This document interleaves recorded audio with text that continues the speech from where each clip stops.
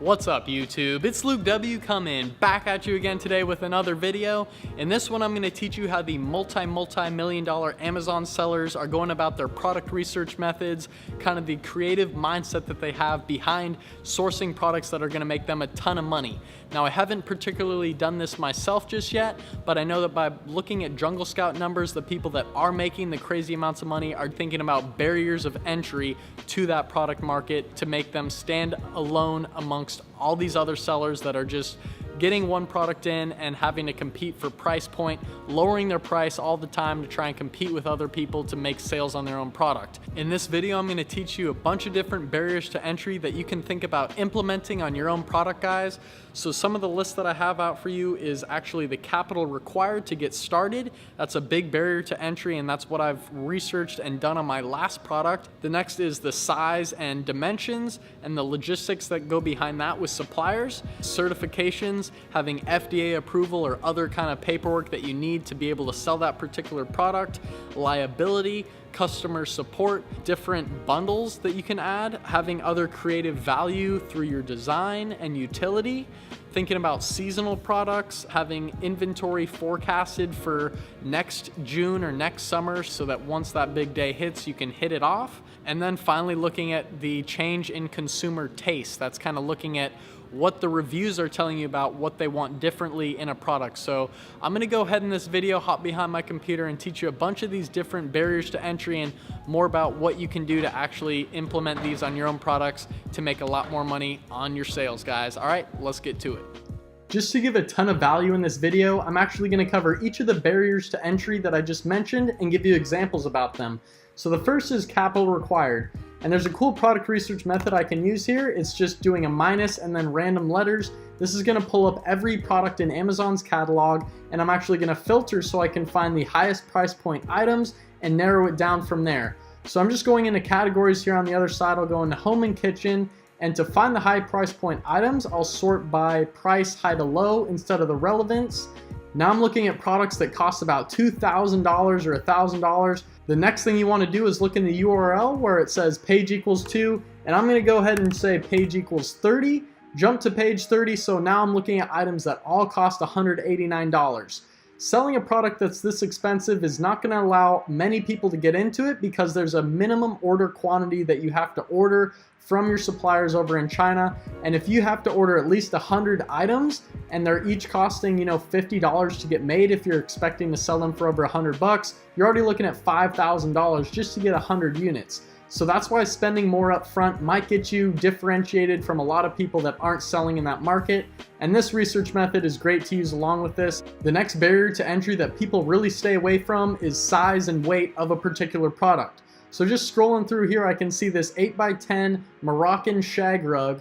So this thing probably weighs a ton. We can actually scroll down to the product details and see how much it weighs to ship. It's 40 pounds to ship. So this thing is extremely heavy. You'd probably want to source it locally here in the United States, domestically, something like that. You can still find these on Alibaba for $3 to $18. This is only a 5x7. But this is going to be a really heavy item to ship, and that's just going to stray people away from it. So if you do get into this market, I can run Jungle Scout on this product, and this guy's making $80,000 in revenue on this product with 445 sales of it a month. So, there's probably not a lot of competition for shag rugs.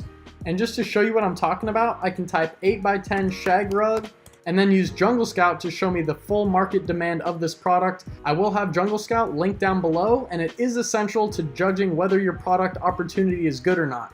We can see the shag rugs here are getting a ton of sales, a ton of revenue, but again, we have high reviews here. So if you start selling this product, you can't get in this market very easily. People have upwards of 1,000 reviews for this product, so that will let us know that we want to stay away from it altogether. Another barrier to entry is certifications and having FDA approval for a product. I've actually sold this one. I just sold out not too long ago. You can see the Jungle Scout numbers of this are a lot better than that shag rug.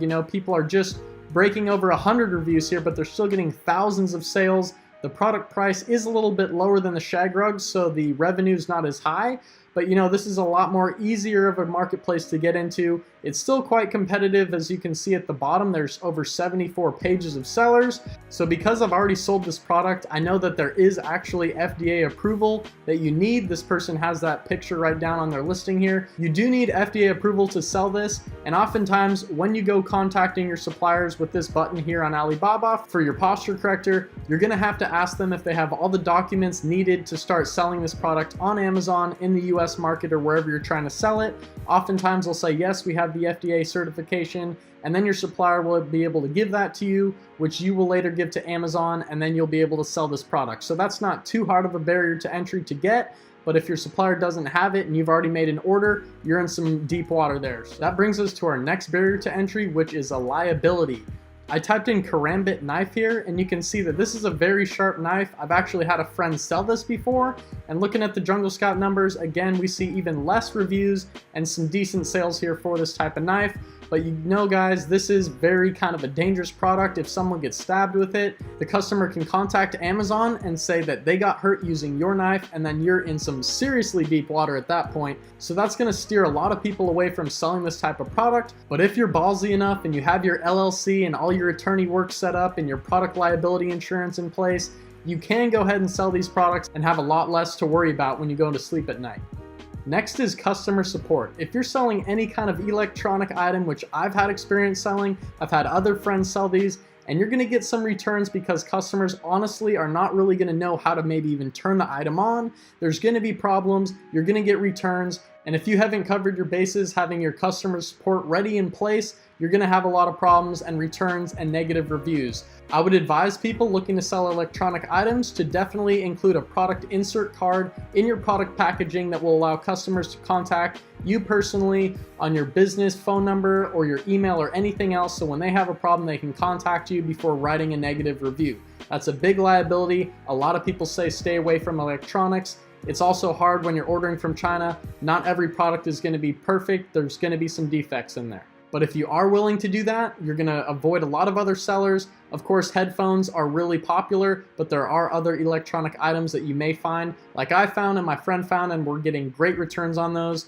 And I have gotten some returns, and I'm now implementing that product insert card, and it's saving me a ton of headaches. Another barrier to entry is a seasonal product. I'm looking at garden hoses right here. These are probably popping off the shelves like crazy this summer, but in the wintertime, you're not gonna see this kind of sales velocity. This guy's getting 6,400 sales, 3,000 sales, 3,600 sales, hundreds of thousands of dollars in revenue in this market right now because it's summertime, and we're even seeing very low reviews. That's what you're gonna find with seasonal products. Low reviews because they only happen one time a year kind of thing, and those that are getting their products are getting them sold real quick, and you don't really need a lot of reviews. Customers are there to just buy it right away. On the other hand, we have Mother's Day, and if you start prepping for Mother's Day gifts right now, you're gonna be in much better shape when this day rolls around, because look at the reviews, so low, 2 reviews, and these people though are not getting any sales, of course, because no one is shopping for Mother's Day decorations at this time of year. So these are seasonal products. If you're selling these, you want to give yourself 4 to 5 months in advance to get prepped so you can get these in Amazon warehouses, so when that day comes, you're already ranked high in the pages and you're going to get seen and bought by tens of thousands of customers. My favorite barrier to entry that so many people sadly overlook, and it's very simple to do, is to create a bundle for your product. This person's doing a great job here. They have some replacement nozzles. They have a carry case for their hose that I guess extends when water runs through it. Not many people are including a bundle here. The great thing about making a bundle for your product is not only are you going to stand alone, but honestly your supplier that carries this hose is probably going to be able to supply you with those replacement nozzles, a carry bag, and any other product that you want to bundle in with this.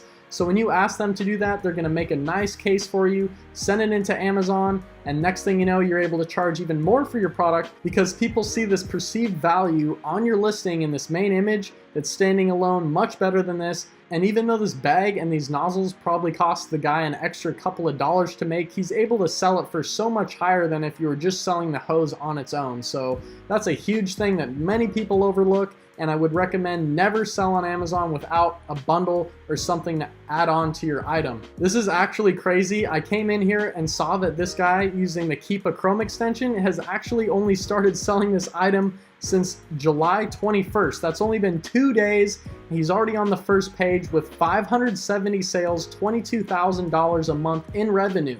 So this is absolutely insane. This is what this graph is showing. He's only been selling for 2 days, and with this bundle, he's ranked up already to page 1, and customers are buying the heck out of his product. I also wanted to talk about the design implications that go on in making your product. This is a faucet extender. I guess it allows water to run out of your sink more nicely and smoothly, but there's so many different designs as you can see with this, so you want to look at what's going to stand out for your customers to buy, and definitely do a 4-pack or a 3-pack. Don't sell one of these on their own. You're not even going to make that much money on that. But one thing about this product is also that there are some patents on a particular design. So if you don't do your research before sourcing this product and see that one guy with 1,400 reviews is getting all the sales, you may need to look in to see if this type of faucet extender is in fact patented. So you want to look at the design and see if you can figure out a cooler design or something that your competitors are not selling, and that might make you stand out. That's just another barrier of entry I wanted to include. Another great barrier to entry that can set you leagues ahead of all your sellers is by looking at their negative reviews and seeing what customers really like. So I can go and look at their 1-star reviews right now. A lot of people I can see are saying it broke after 1 week of use, I put it on my faucet and it broke. Cute and functional, but bad quality. It hasn't even been 3 months, and one is completely broken, the other one is torn. Probably won't make it another week. So you can just go ahead and contact your supplier if you're going into getting a product like this, and make sure that yours is a little bit more high quality. Figure out how you can go about that. This is just one product, but looking at customer reviews to see what people really want in the product is going to be huge, and that can set you apart from everyone else. And if you design something that's better than what everyone else is selling, you're going to be getting all the sales, and the competitors that are trying to sell that product are not going to be able to sell it because that design has been made by you, or those modifications are yours and yours only. So that was a quick look at some barriers to entry to think about when you start sourcing your products. If you like this video, please give it a thumbs up and subscribe to the channel. Thank you so much for watching this video, guys, and if you are more interested in to sell on Amazon, I will have my 65 video long Amazon FBA private label course linked right down below, guys. I've helped a lot of students already get a ton of sales each month,